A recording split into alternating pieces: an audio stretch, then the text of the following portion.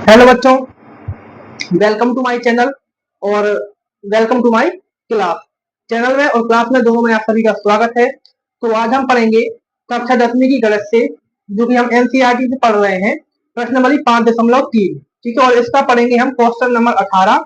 और क्वेश्चन 18 के पहले के जितने भी क्वेश्चन है तो वो भी आपको मेरे चैनल पर मिल जाएंगे, और या फिर उनकी प्ले लिस्ट भी बनी है तो वहां से उन्हें पढ़ लेना। अध्याय 5, इसका नाम है समांतर श्रेणी, और इसकी 5.3 पूरी होने वाली है, जो कि हम क्वेश्चन 18 पर आ चुके हैं और 20 क्वेश्चन है कुल इसमें।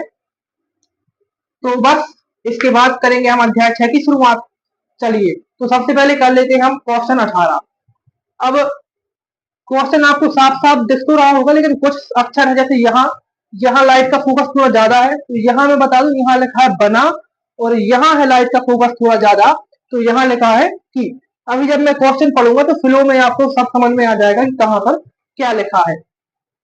चलिए, तो क्वेश्चन है हमारा कि एक सर्कल परिमित अर्धवृत्तों से बना है, जिनका केंद्र ए और बी पर बारी बारी से है। केंद्र ए से शुरू होकर त्रिज्या 0.5 सेंटीमीटर, 1.0 सेंटीमीटर, 1.5 सेंटीमीटर और 2.0 सेंटीमीटर है, जैसा कि चित्र में दिखाया गया है। 13 किरमिक अर्धवृत्तों से बने ऐसे सर्कल की कुल लंबाई ज्ञात कीजिए। तो ये हमारा चित्र होगा। अब मैंने यहाँ पर सब आपको लिख के नहीं बताया है, क्योंकि देखो आपकी किताब में भी लिखा होगा, तो उसमें से आप देख लेना। इसमें ये क्या है, ये 0.5 सेकेंड, ये 1.0, ये क्या पता है, इसकी दूरियां है। जैसे यहाँ से इसकी यहाँ तक, फिर यहाँ से यहाँ तक, और फिर जो 13 बार चक्कर इसने लगाया है, जो कि 13 अर्धवृत्त बने हैं, तो उनकी सभी दूरियां यहाँ पर लिखी है। अब इनमें आप देखना एक बात कॉमन है। कौन सी बात कॉमन है, ये देखो, यहाँ से लेकर यहाँ तक की दूरी कितनी है, 0.5 है। फिर यहाँ से यहाँ तक की कितनी है, 1.0 है। और जब एक और ये अर्धवृत्त बनेगा, यहाँ से ऐसा होगा यहाँ तक, तो यहाँ की कितनी हो जाएगी, 1.5 हो जाएगी।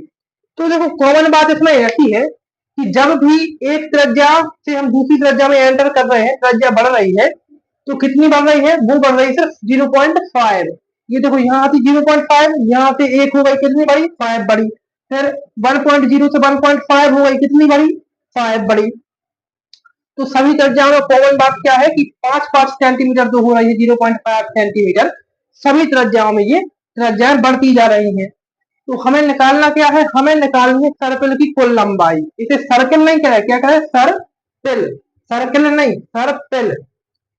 तो ये हमने ऐसे ही इतने कितने चक्कर लगाए हुए, 13 चक्कर लगाए हुए। यहाँ लिखा है कि 13 किरमिक अर्धवृत्तों से बने एक सर्कल की कुल लंबाई ज्ञात कीजिए। चलिए, तो सबसे पहले करते हैं हम क्वेश्चन। इसके पहले यहाँ पर अर्धवृत्त है, तो अर्धवृत्त की आपको माप पता है, अर्धवृत्त का परिमाप क्या होता है, तो वो हम यहाँ पर लिख दे रहे हैं सबसे पहले। तो ठीक है, हल समझते चलना सवाल को, बहुत आसान सवाल है। अर्धवृत्त की माप बराबर ये होती है कितनी, पाई आर। अर्धवृत्त की माप कितनी होती है, अर्धवृत्त की माप होती है, या हम कह सकते हैं परिमाप कितना होता है, पाई आर होता है। ठीक है, तो ये तो हमने यहाँ पर लिख ली। अब हम बनाएंगे एक एपी। एपी किससे बनाएंगे, एपी बनाएंगे हम इसकी त्रिज्याओं से। तो भाई एपी बराबर पहले कितनी है, 0.5, फिर 1.0, फिर 1.5, फिर 2.0, और ऐसे करते करते कि कहां तक जा रही है हमें अभी तक पता नहीं है। तो हम क्या करेंगे, यहाँ पर हम लगा लेंगे डैश डैश। ठीक है, अब हमें निकाल लेंगे इसकी कुल लंबाई। कुल लंबाई मतलब आखिरी तक ये कहां तक जा रही है। चलिए, तो अब एपी जब हमारी बन चुकी है, अब क्या करेंगे, हम इसमें से मान निकालेंगे इसके। तो एपी ऐसे कौन कौन से मान निकाल सकते हैं, जैसे ए का मान, बी का मान, एन का मान। तो ऐसे जो जो भी मान हमें यहाँ मिलते जाएंगे, उन्हें हम यहाँ पर लिखेंगे। तो ए का मान क्या है, सबसे पहले देखो ए का मान, ए मतलब होता है पहला पद। पहला पद क्या है, 0.5 है, 0.5 लिख लो। और साथ में क्या लिखना है इनके, अभी तो हमने सिर्फ सिंगल लिखे हैं ना, इनके साथ में आपको लिखना है यहाँ पर पाई, और ये क्वेश्चन में नहीं लिखा है, तो इनके साथ लिखना है पाई। ठीक है, सभी के साथ पाई जोड़ते चलो। फिर इसके बाद ए के मान के बाद डी का मान। देखो डी का मान क्या होगा, दूसरे पद में से हम पहले पद को घटाते हैं। दूसरा पद क्या है 1.0 पाई, पहला पद क्या है 0.5। तो जब 1.0 में से 0.5 घटाएंगे तो क्या बचेगा 0.5 बचेगा, क्योंकि यहाँ पर जब 0.5 जोड़ते जा रहे हैं तभी तो ये एपी हमारी आगे बढ़ रही है। तो यहाँ क्या बचेगा 0.5 पाई डी का मान हो जाएगा। अब यहाँ हमें एन का मान भी लिखा है, तो एन का मान क्या है, कितने अर्धवृत्तों से हमें इनकी लंबाई ज्ञात करनी है, 13 अर्धवृत्तों से। क्या लिखा है 13 किरणक अर्धवृत्त। तो एन का मान कितना हो जाएगा, एन का मान होगा यहाँ 13। चलिए हमारा यहाँ पर आधा सवाल तो हो गया। अब इसकी लंबाई लिखा है कुल लंबाई, मतलब कुल लंबाई ज्ञात करने के लिए क्या करना होगा, हमें सूत्र लगाना पड़ेगा। फॉर्मूला कौन सा, एफ एन वाला। तो यहाँ पर हम एफ एन का फॉर्मूला लगाएंगे। एफ एन बराबर क्या होता है, एन बटे 2 कोष्टक 2 ए प्लस एन माइनस 1 डी। ये है हमारा फॉर्मूला। अब जो मान हमें पता है वो हम इसमें रख देंगे।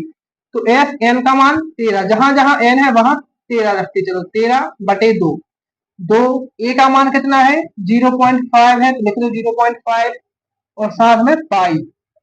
फिर प्लस एन का मान कितना है 13 माइनस 1, डी का मान कितना है, तो डी का मान हमने पता किया है 0.5 है, तो इसे भी कोष्टक में लिख दो।